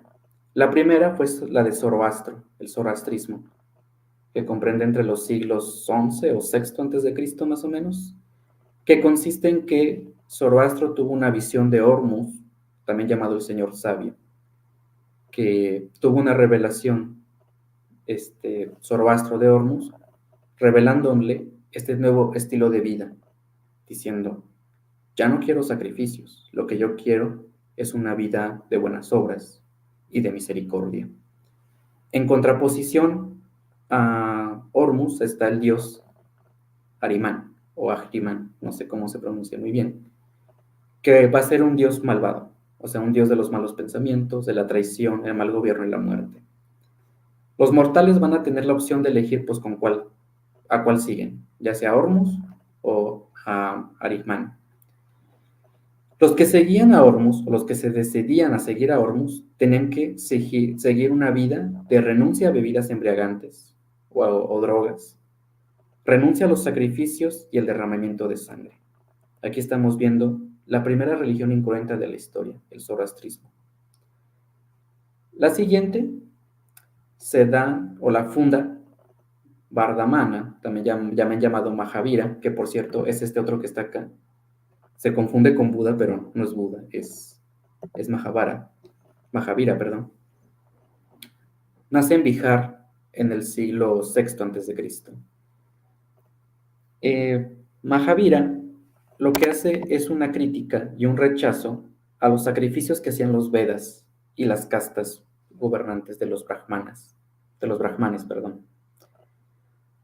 Mahavira va a ser el fundador del jainismo, una religión también que está allá cerca de Nepal, bueno, por la India, pues. Lo que Mahavira hace es rescatar la noción de reencarnación del hinduismo, pero va a agregar el respeto a todo tipo de vida, diciendo que la vida tiene que ser un proceso de liberación y pureza, y eso se consigue a través de los mandamientos: no matar, no mentir, no robar, no fornicar y tampoco acumular riquezas en exceso. Los que quieren llegar a un proceso mayor de lo que en Occidente llamamos iluminación, se tiene que agregar la castidad absoluta y la mortificación. De hecho, cuando Vardhamana o Mahavira habla acerca de el respeto a todo tipo de vida, lo lleva al extremo. Porque, por ejemplo, los monjes jainistas casi siempre llevan un velo en el rostro, pero con el propósito de que no traguen mosquitos accidentalmente, por ejemplo. Y cuando pasean por los jardines, casi siempre llevan escobas, porque si hay hormigas en el camino, las barren con cuidado para no pisarlas. O sea, tanto así llegó el respeto a la vida entre el jainismo. Luego sigue uno de los más conocidos, Gautama Siddhartha, también llamado Buda, que es contemporáneo, curiosamente, de Mahavira. Igualmente nace en Bihar en el siglo VI a.C. También se opone a la religión védica sacrificial y habla acerca de la vida óctuple para alcanzar el nirvana o el cese de reencarnaciones. La vía óctuple van a ser los mismos mandamientos o los mismos preceptos, votos que dice Mahavira, pero Buda va a agregar la meditación, la vida de meditación. Luego tenemos la la reforma en la religión védica, cuando los brahmanes ya comienzan a rechazar los sacrificios de animales para pasar ahora hacia una religión incruenta. El hinduismo es la religión que dio origen al jainismo y al budismo, pero siendo una religión cruenta, pasa a ser una religión incruenta después de la separación de Mahavira y de Buda.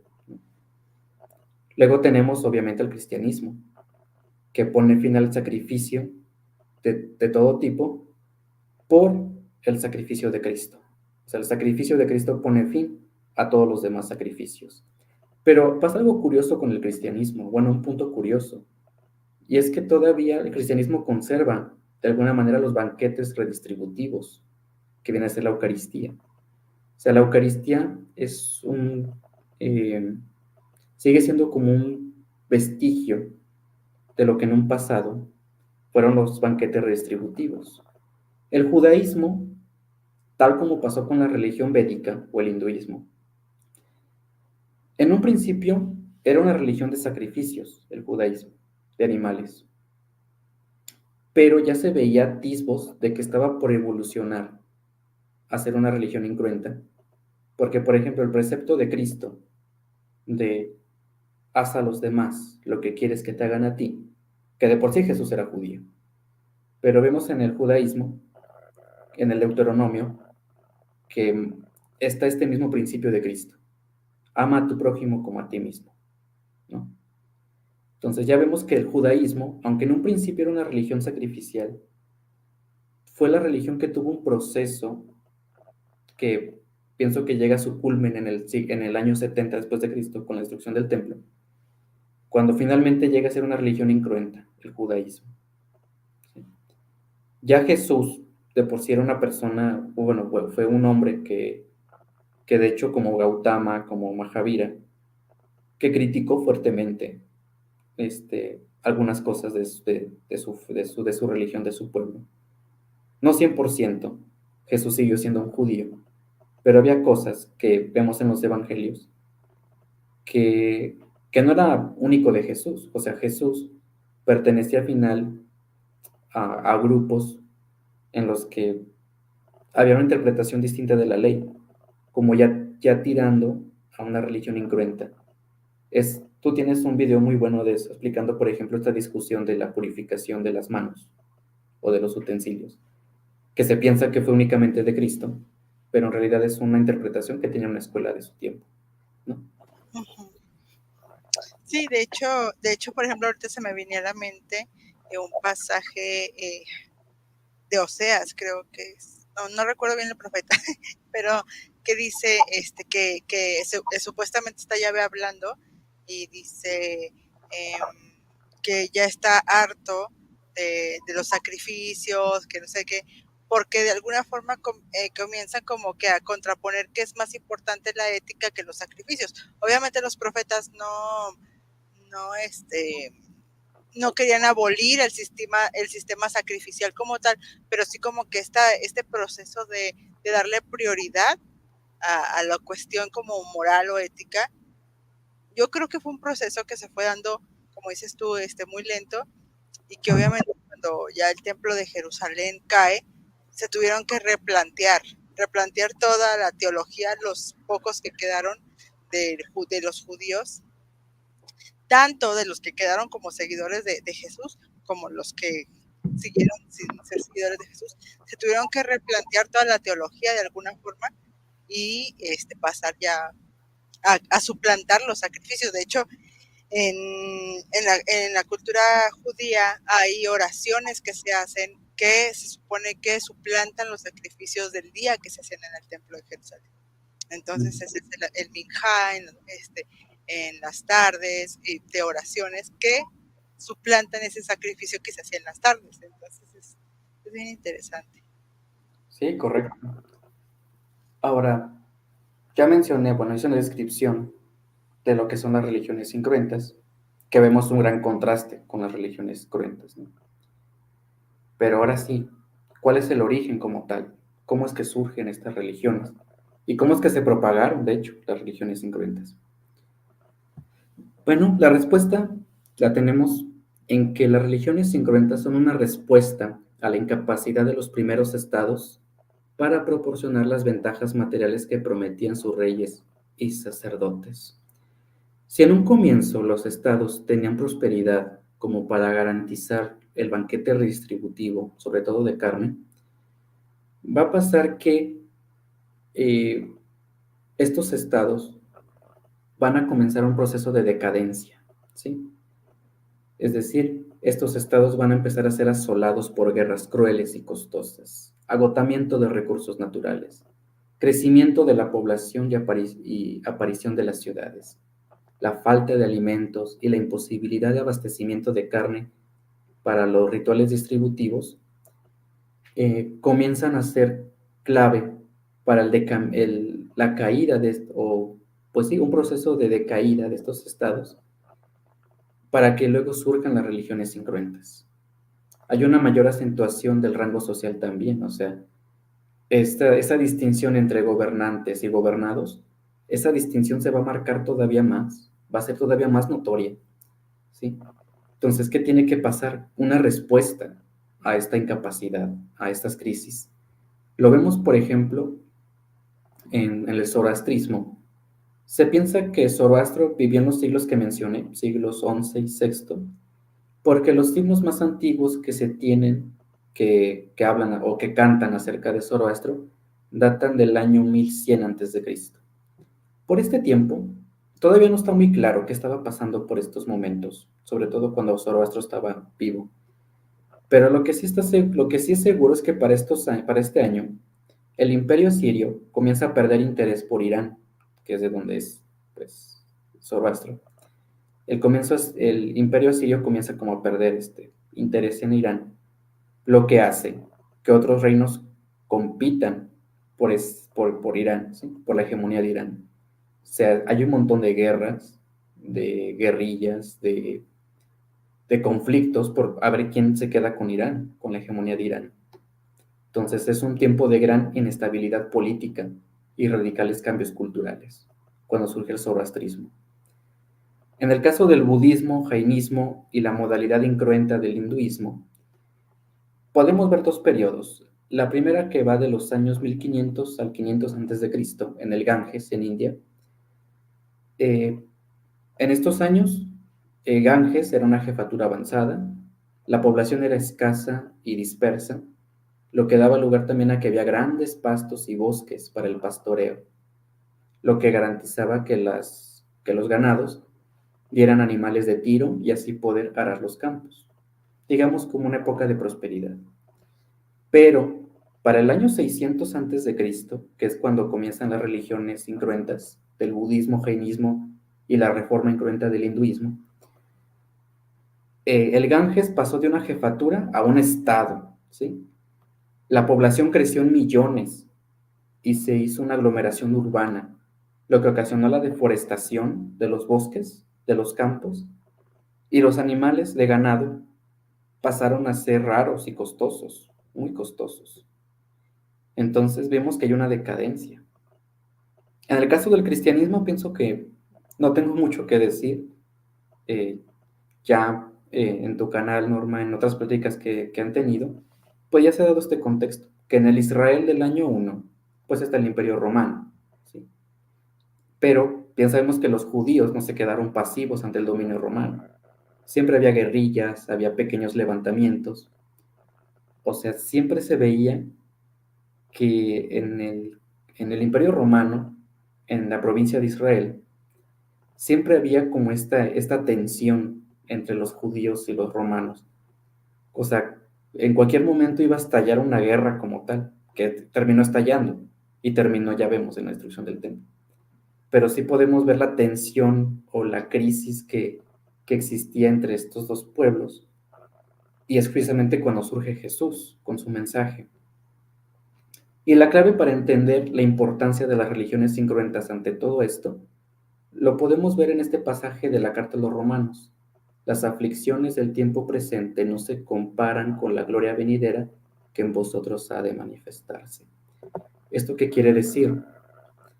Bueno, ya veíamos que, por ejemplo, en las sociedades políticamente avanzadas, lo que hacían lo que hacían las naciones avanzadas cuando conquistaban los pueblos, no los sacrificaban, sino que los adquirían como una mano de obra, ¿sí? Esta es una cita de Mencio, que es discípulo de Confucio, que la quisiera leer porque da como base de cómo se van originando las religiones incruentas. Dice Mencio: el pueblo es el elemento más importante de una nación. Después vienen los espíritus de la tierra y el grano. El soberano es el más débil. En verdad, Si su majestad dispensa un gobierno benévolo para el pueblo, es ahorrativo en el uso de castigos y multas, y hace que los tributos y los impuestos sean ligeros, logrando así que los campos sean arados en profundidad y las malas hierbas que contienen cuidadosamente eliminadas. Entonces tendrá un pueblo que podrá emplearse con palos por él mismo, preparados para oponerse a las fuertes mallas y las fuertes armas de las tropas de Tzin y de Chu. Los gobernantes de esos dos estados roban el tiempo a su pueblo, de modo que no pueden arar ni quitar las malas hierbas de sus campos. Esos gobernantes, por así decirlo, empujan a sus pueblos hacia pozos o los ahogan. En ese caso, ¿quién se opondrá a su majestad? El siguiente proverbio: los benévolos no tienen enemigos. ¿Está de acuerdo con eso? Y suplico a su majestad que no dude de lo que digo. Lo que quiere decir Mencio al emperador de este momento es que si tú tratas bien a la gente de los pueblos vecinos, si tú procuras un gobierno benévolo, el pueblo va a estar entregado a ti como un padre o un hijo, ¿sí? Van a trabajar gustosamente el campo, van a cuidar sus campos quitando la mala hierba cuidadosamente. No tendrás por qué castigarlos ni multarlos porque van a estar contentos contigo. Por eso dice, los benévolos no tienen enemigos. Tú conquistas un pueblo, pero si ese pueblo que tú conquistas les ofreces prosperidad, les ofreces seguridad, les ofreces lo que necesitan para vivir, pues no van a tener por qué irse contra ti. Aquí vemos que en vez de capturar prisioneros y llevárselos para comérselos, si en lugar de eso se les proporciona o se les garantiza un gobierno benévolo, ellos van a aceptar de buena gana el dominio extranjero. Y de esa manera se van dando las religiones de misericordia y de amor, ¿sí?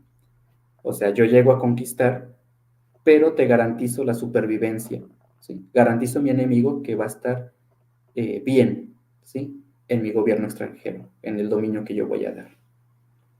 Entonces, en vez de conquistar al enemigo, como sucedía en las bandas y aldeas, y luego los mataba o me los comía, ahora les voy a proporcionar un buen gobierno, próspero. Por lo tanto, estoy dando misericordia y amor. Así van surgiendo también las religiones de misericordia, ¿sí?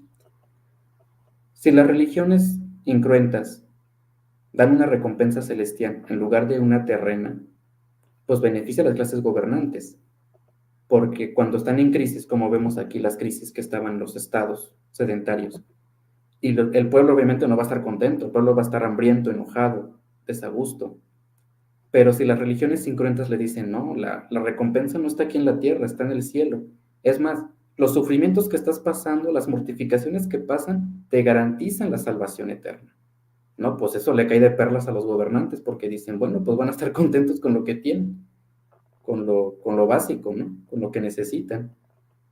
Entonces, ya no, la clase gobernante, si ve que están contentos con lo que tienen, pues entonces ya no tienen que preocuparse por proporcionar riqueza y felicidad.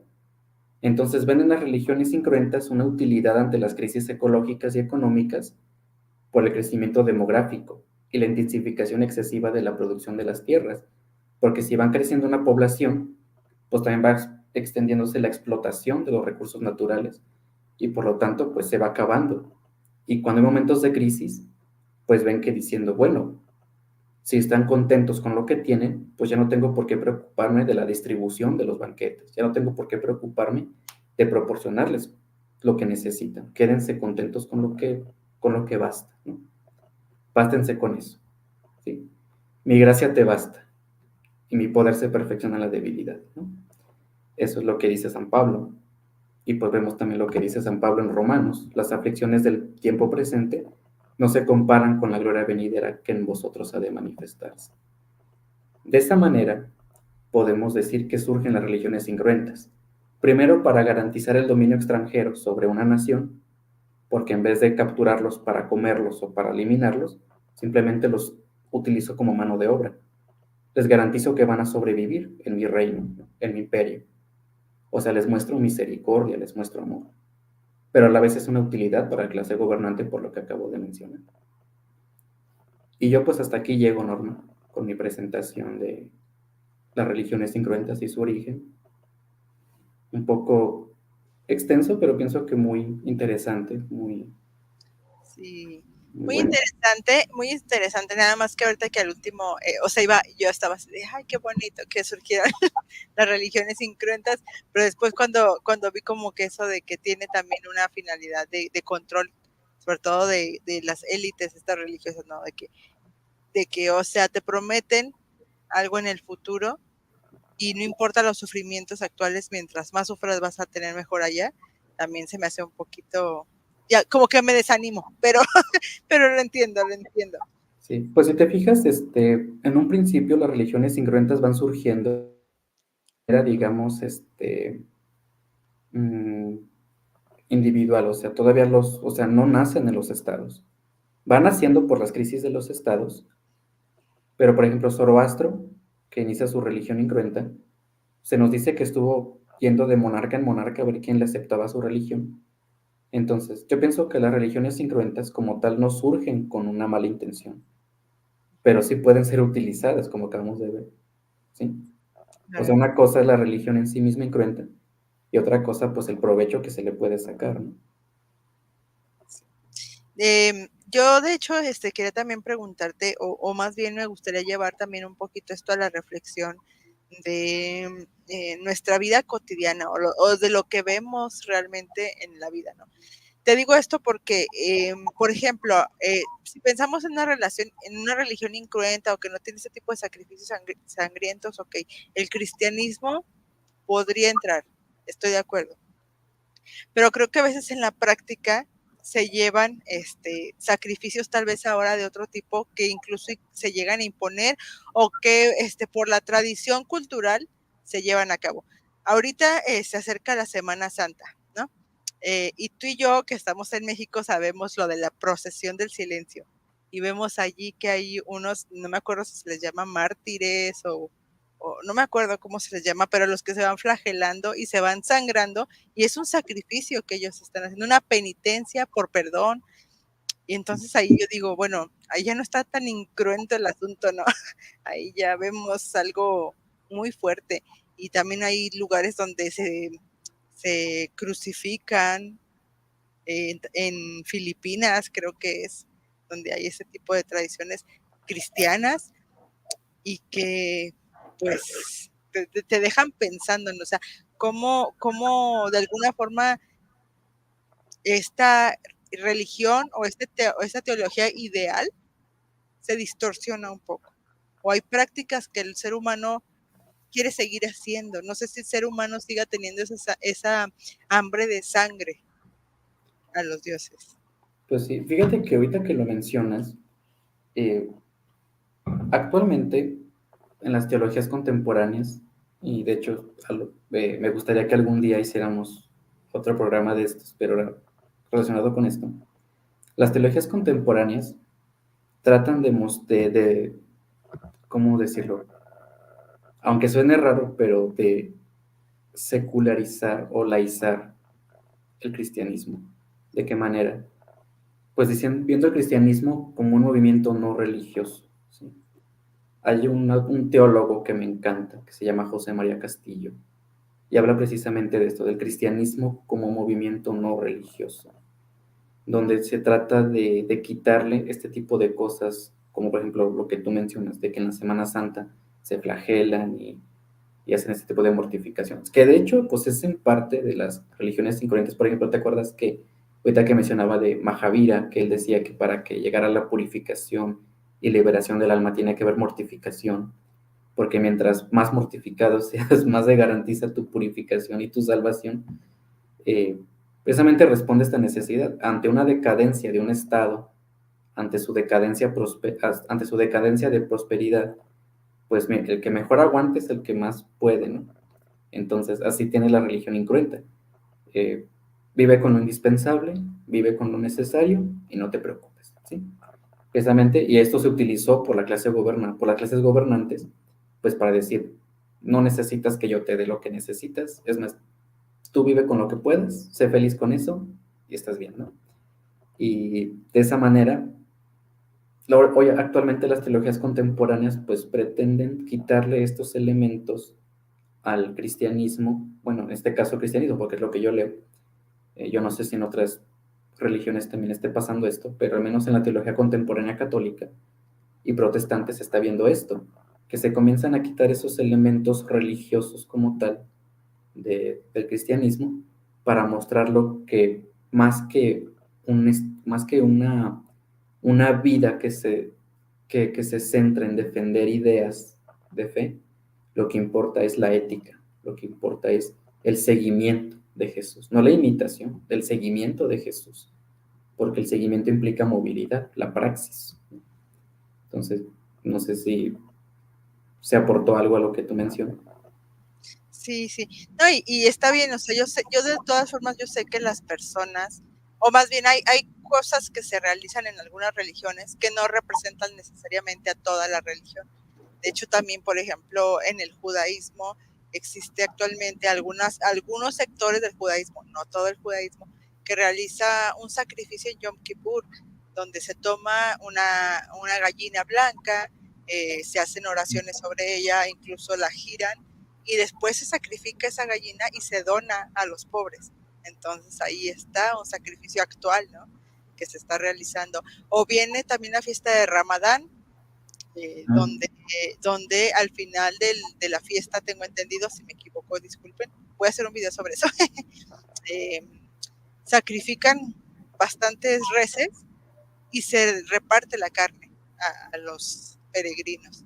Entonces todavía hay esos atisbos, ¿no? Al menos en las religiones abrámicas, yo no sé en las que nos mencionaste tú, posiblemente no, pero al menos en las religiones abrámicas que se tuvieron que replantear esto de los sacrificios, aún existen estas cuestiones. A ver, déjame ver si hay alguna pregunta de los... Dice Tiberio, en el Amazonas, incluso en el siglo XIX y comienzos del XX, los exploradores vieron que cada vez que había una batalla entre tribus, rápidamente desaparecían todos los cuerpos. Se los comían. Sí, de hecho, Marvin Harris, que es un antropólogo, tiene este libro que se llama Caníbales y Reyes. En este menciona precisamente un caso de un jesuita que terminó varado en una isla del Amazonas. Bueno, no en una isla, en una costa del Amazonas, perdón. Y fue testigo de eso, que, que después de una guerra se cocinaban a un prisionero de guerra. Y eso fue en el siglo XX, me parece, o sea, fue hace poco. Bueno, poco relativamente. Sí. Dice otra vez Tiberio, el Vaticano y su intento de unir las tres religiones monoteístas en una sola iglesia es un intento de quitar la carga religiosa del mundo y vivir la ética de las religiones. Es un comentario. Es la iglesia del nuevo pacto abrámico. Muy bien. Dice Pedrito, yo tengo tantos problemas con la llamada ética de Jesús.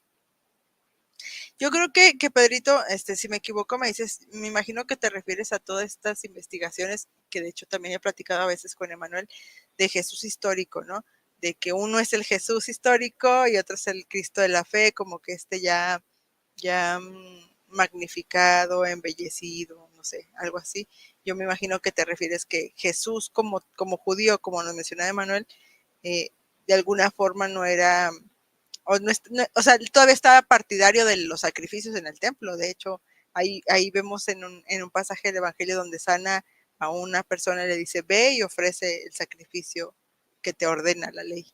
Pero bueno, ese es un tema un poquito rebuscado. Déjame ver si hay otro comentario.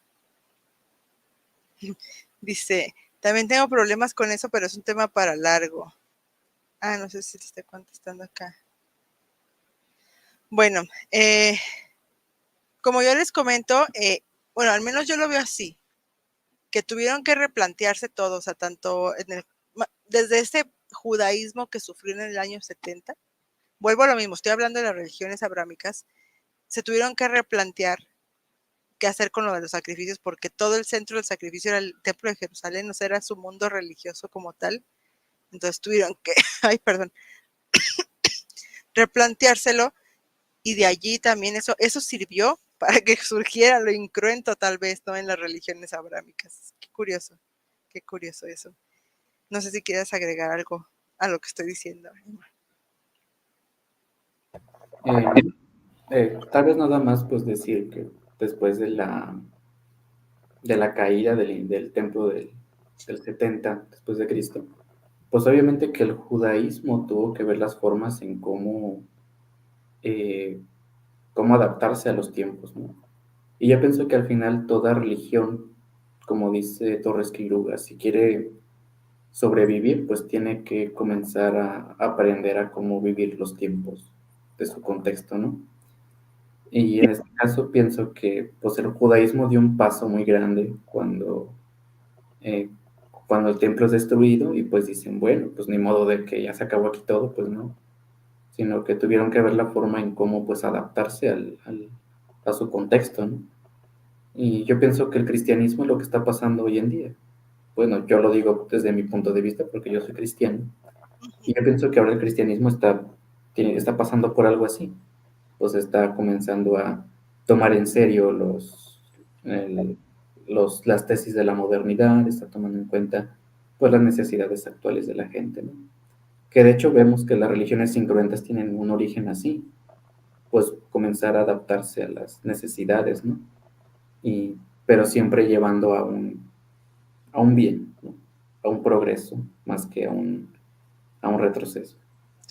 Yo lo que veo es que lo que se necesita actualmente, y de hecho aquí que Pedrito está con nosotros, es ir dando ese paso hacia el humanismo, digo, tal vez desde las religiones de cada quien, pero verle el lado más humanista, en este caso tú que eres cristiano, un cristianismo más humanista, judaísmo más humanista, o ver esta parte, ¿no? Obviamente ya no se hacen sacrificios, pero aún están estas prácticas u otras prácticas coaccionarias con los feligreses, o no sé cómo decirlo, o sea, a veces tengo las ideas, pero no las puedo poner en palabras, ay, disculpen eso, pero sí ser como más partidarios del ser humano, ¿no? Estaba hace unas horas, escuchando una enseñanza y la persona que estaba diciendo esto decía que a veces cuando estudiamos la Biblia nos queremos imaginar el cómo era el tabernáculo o que cómo era el templo y ver a Dios en eso.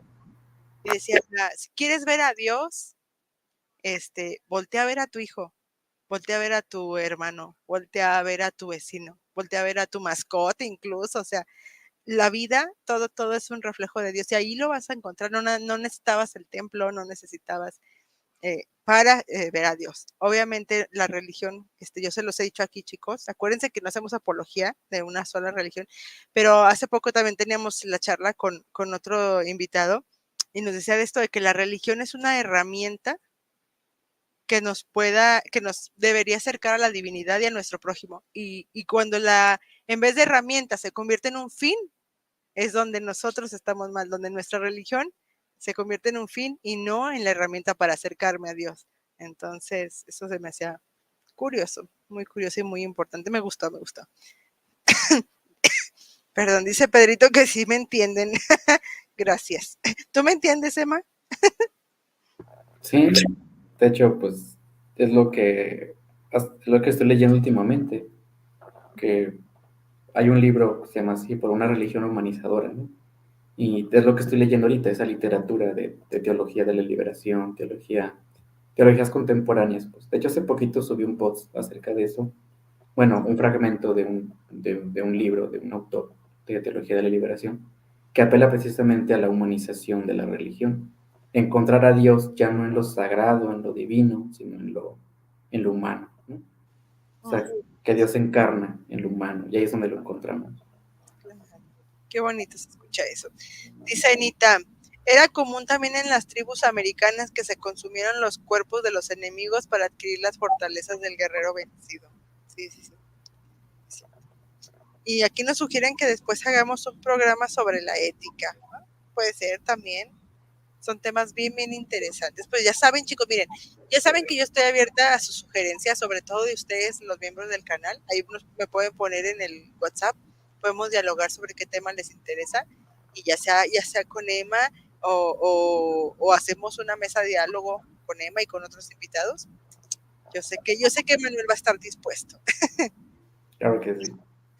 Bueno, pues Emma, muchas gracias por haber aceptado esta invitación. De verdad que es un tema muy clarificador de cómo vamos viendo este desarrollo del pensamiento religioso en el ser humano, ¿no? Sí, no, gracias a ti, Norma, por permitirme estar en tu espacio, por abrirme las puertas y pues ya sabes, yo siempre dispuesto a colaborar en tu canal, un Gracias. canal muy bonito, que me encanta. Pues tú sabes, yo siempre dispuesto a colaborar en lo que sea. Gracias. De hecho, si no saben, ya tengo otras participaciones con Emma. Tuvimos uno sobre los mitos en la Biblia. Tenemos también uno sobre la alimentación o el tabú alimenticio en la Biblia, que de hecho me gustaría que renováramos ese video, Manuel, porque Sí, como fue de los inicios, creo que podemos volverlo a hacer, desarrollarlo más adelante. sí, creo que sí. Pero, perdón, pero por lo pronto, pues ahí está ese también, y también uno de la filosofía griega en el Nuevo Testamento, que también hicimos con Harold. Entonces ahí tenemos algunas participaciones de Emma en el canal. Yo siempre le doy las gracias por darme de su tiempo aquí, que participe con nosotros. Dice Rubén, interesante charla, saludos a todos. Dice Pedrito, Harris Kuhn también abogaba por una ética más humanizadora y una ética mundial con base en valores comunes. Sí, Hans Kuhn, mis respetos para ese teólogo, es muy bueno. Hans Kuhn, ya saben que yo no puedo pronunciar bien otros idiomas, ahí disculpen. Dice, muchas gracias Emanuel Magno y Norma Lilia. Y bueno, religiones humanizadoras, ok. Pues gracias también a todos, a los chicos miembros del canal que estuvieron aquí presentes, dando sus opiniones. De verdad que esta plática me ha gustado mucho, estuvo muy bonita.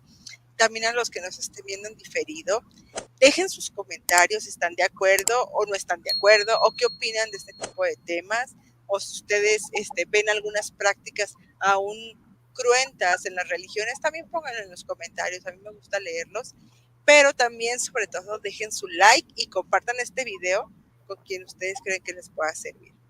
Muchas gracias chicos por haber estado y muchas gracias Emma por esta charla.